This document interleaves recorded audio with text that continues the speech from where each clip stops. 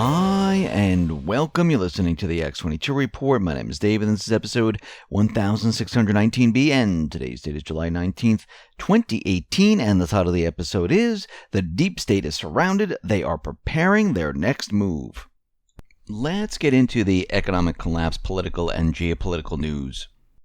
Now, the Deep State, they are in trouble. Now, what's happening here is everything they've done in the past, well, it's all starting to come out. And they're surrounded by facts and the truth.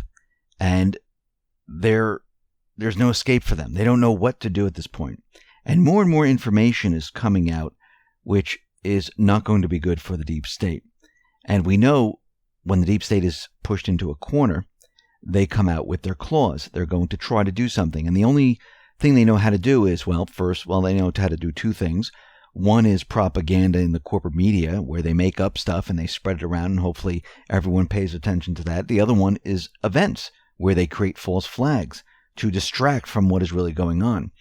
Now, we know that there are certain individuals in the FBI and within the Department of Justice, well, they are just criminals, and everything that's coming out is pointing to these certain individuals: Rod Rosenstein, Strzok, Page, Comey, Brennan, and the rest, Obama, Clinton, you name it. Now, what's very interesting is that Strzok, as you know, he was testifying in front of Congress, and they were asking him questions, but how do you ask questions if you don't have the meat and potatoes of the Inspector General's report? But what we come to find out is that Strzok, as we know, was the main operative in Operation Crossfire Hurricane.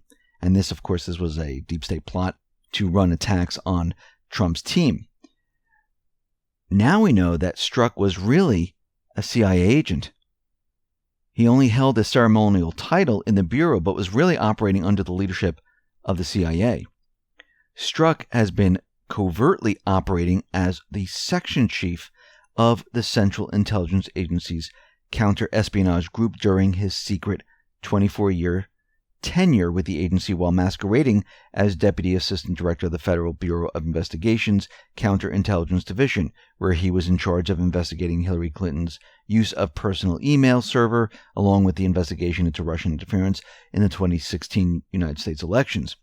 An unclassified document printed on FBI letterhead dated January 20th, 2016, and if this is real, it contains the subject line, Supplemental Classification Review and Determination, was addressed to the Bureau of National Security's Assistant Secretary Gregory B. Starr from Peter Strzok, who is listed as Section Chief of the Counter-Espionage Section, in reference to Strzok's CIA post. Keep in mind, this is not an FBI post at Strzok's position at the FBI is Deputy Assistant Director, Counterintelligence Division, not Section Chief, which is a CIA post. So there is some type of confusion right now of, was Strzok really a CIA agent put into the FBI to run certain operations according to this document? It seems that way. And if this document is actually real, then he was a plant in the whole thing. Very interesting.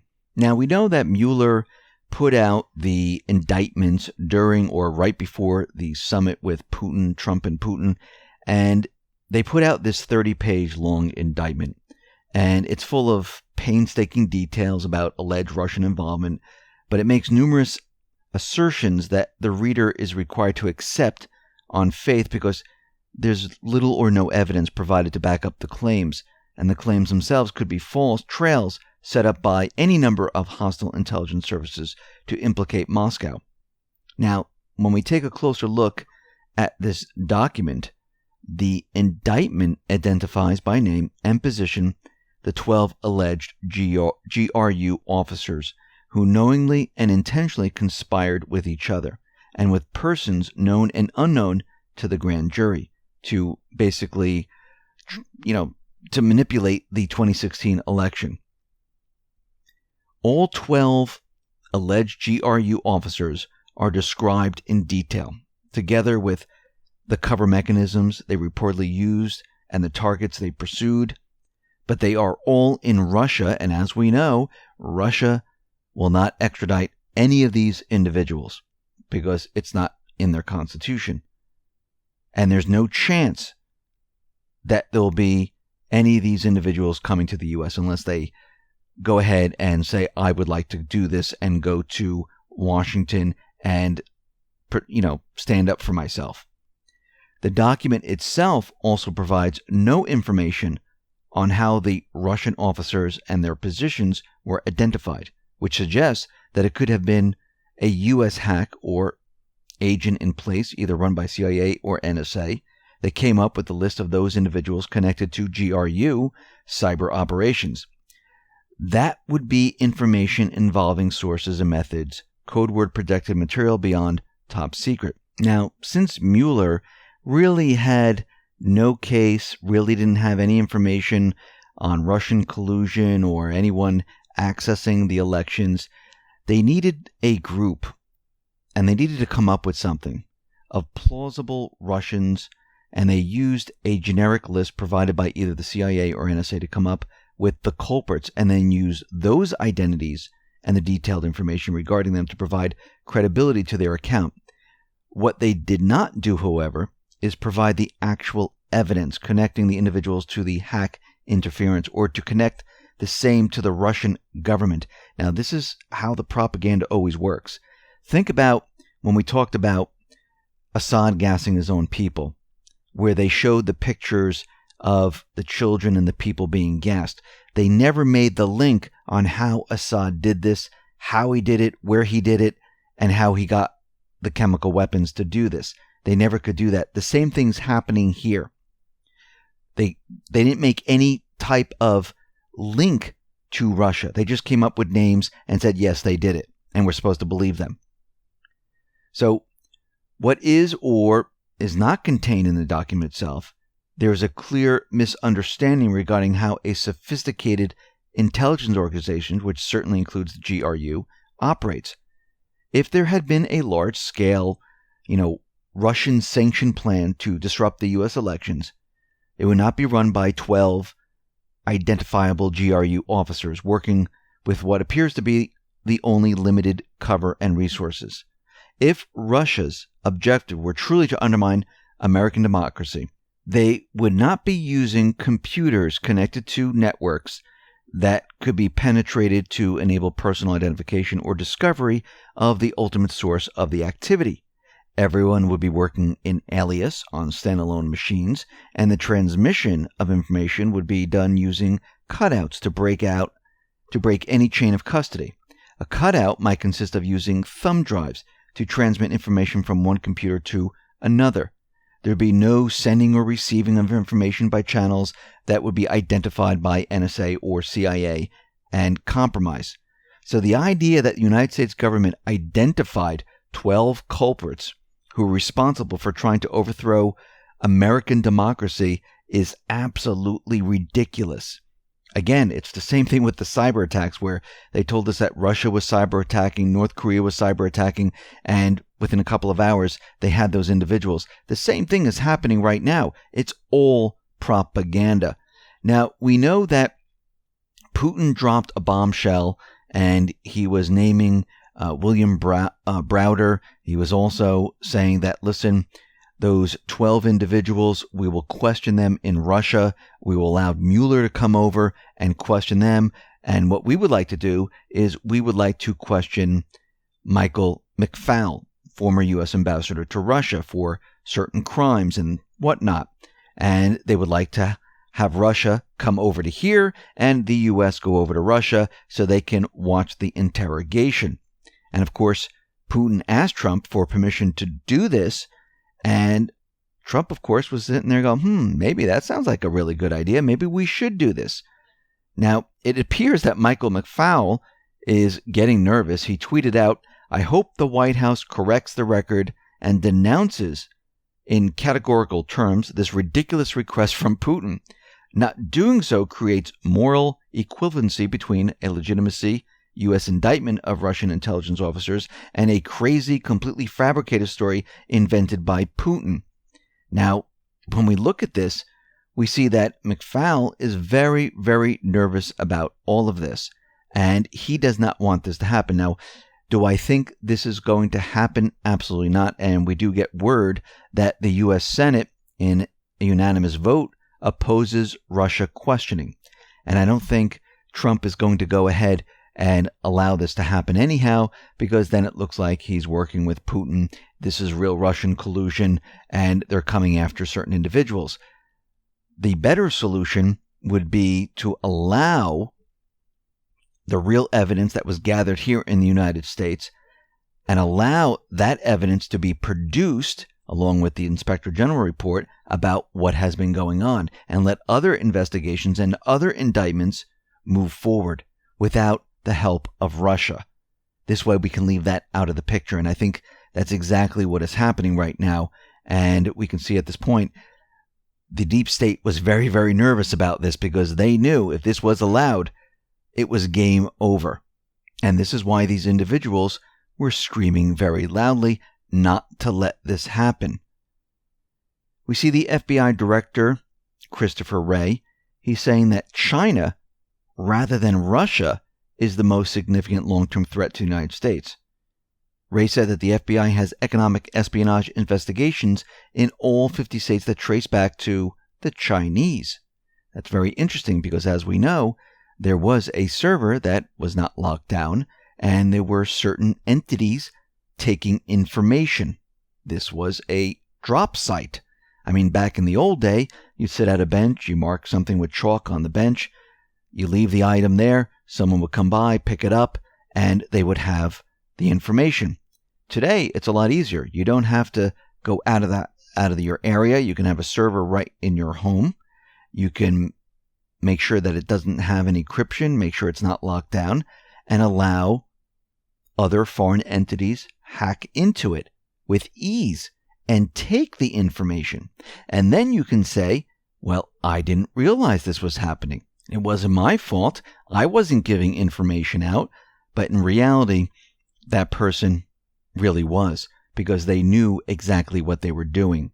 They knew they were leaving the server wide open. They knew that other foreign entities were going to hack into it. And of course, they were being paid for it. And you just have to do is follow the money, and you can find how this was done. And of course, what I'm talking about is Clinton's server. Now, remember, Q says they have the server. They have the information. They traced everything. They have it all. Now, Trump has been telling us how great the summit went in Helsinki with Putin. And of course, the corporate media is out there saying that it was a complete and utter disaster. And Trump tweeted that this is all fake news. Fake news media wants so badly to see a major confrontation with Russia, even a confrontation that could lead to war. They are pushing so recklessly hard. And Putin actually backed up Trump, saying that the sit-down was very successful. And they made many different agreements. They didn't elaborate on their agreements, but they said everything went very, very well. And I'm sure it did. It's everything the deep state didn't want to happen. They're even hinting right now of a second summit, and they're going to be talking about North Korea, nuclear proliferation, stopping terrorism, cyber attacks, trade, Ukraine, Middle East, and much, much more. So we see that things are definitely turning around, and the deep state, they do not like this whatsoever. And as the deep state is continually pushed back in the corner and more truth and facts come out, which implicates certain individuals like Comey, Strzok, Page, Clinton, Obama, Brennan, and the rest, they're going to get very, very nervous. And what they're going to do is they're going to push something very large, which is going to be an event. Now, in the beginning, they might have some type of news.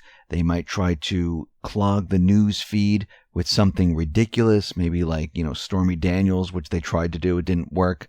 But they'll try to do something. Even with the meeting with Putin, they pushed out the 12 indictments to show everyone that, look, Russia is really responsible for this, and that whole thing fell by the wayside. Now, of course, they're still pushing it, trying to convince people, but they're getting to the point where the news that they push out, the propaganda that they push out, no one's really believing it anymore. Now, to really distract from everything, what are they going to have to do? They're going to have to create another event, maybe something on the scale of 9/11. where that takes up the news feed for days and days, actually weeks on end.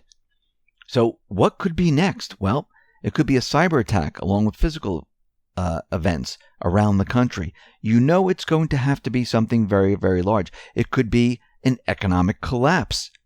And if they blame this on Trump, this would clog the news feeds. People will be very angry. People become very, very angry and pay attention when certain things happen and it hits home, like it hits their wallet, their bank account, their life savings, their way of life. Then people wake up and they pay attention. And this might be something that the deep state does, where they, along with the central bank, they bring down the economy, because everything that we've been hearing and everything that we've been showing is that they have already put everything in motion, where they're getting ready to bring down the system. And if they can do this, this would clog the news feed and people would be very, very angry. Now, if they can control the narrative and blame this on all the policies of Trump, then guess what happens? People become angry. And I think this might be where they're headed. Now, they could try anything else, and they probably will, but we can see that they're going to move in a direction where they'll have no choice but to have a major, major event. Now we see that Turkey, they've lifted their 2-year-long state of emergency. Turkey has lifted the state of emergency at 1 a.m. local time that has been placed for 2 years since the 2016 failed coup. And we see right now that that is over and done with. We see out in Iraq, the Iraqi army and the Kurdish army, they have joined forces. They're going after the Islamic State now, and they are destroying the Islamic State. We see Syria's Assad, they are set to recover the Golan frontier. And what is happening here is the moderate rebels, the Islamic State, Al-Qaeda, Al-Nusra, and the rest of the terrorist groups, they are surrendering or fleeing. And it looks like Assad's forces are moving closer and closer to the border of Israel in the Golan Heights. They have the border controlled with Jordan. They have the border controlled with Iraq. And it looks like the Syrian armed forces, the Russian forces, they have almost full control of the country. And time is now ticking down where the U.S. troops and the coalition forces, they're going to have to do something. And I think it's almost time where we're going to see an announcement that the Iranian advisors are no longer needed in Syria, and we're going to see the U.S. troops, the coalition forces, be removed from Syria. And this will really hit the deep state hard, because as we know, their entire mission was to control the Middle East with regime change and puppet governments in all these different countries. Once they lose this, think about what happens here. They lose Iraq, they lose Lebanon, they lose Libya, they lose Sudan, they lose Afghanistan, they lose Syria. It's game over. The petrodollar system will no longer be supported in these countries. These countries are going to turn to other currencies. This is what they were doing prior to all the invasions going back many, many years. And now we're at the point in time where it's all falling apart. This can no longer be propped up. The system must come down. And it's going to come down because, as we can see, the central bank forces, they are preparing their narrative. They're pushing the economy to crash because they know they have no alternative but to push it to crash, because if they allow it to crash on its own, they won't be able to control the narrative. We have Trump and the Patriots on the other side where they're trying to control the narrative. And then we have the deep state. The deep state, well, they're stuck. And they can either bring down the economy or have some other type of an event or do both at the same time. But as we can see, the whole thing's starting to fall apart. And even if the central banks don't bring down the economy, it's going to burn and collapse on its own, because as we can see out in the Middle East, it's completely falling apart. The petrodollar is going to be falling apart, and that's what's pretty much holding all of this up, and the whole thing is going to be coming tumbling down. So we can see that we're heading into a period of time where it's going to be very rough, and people are going to struggle, and it's going to get a lot worse before it gets better. Listen, everyone, thanks a lot for listening. Be well, be safe, and especially be prepared. Thanks a lot.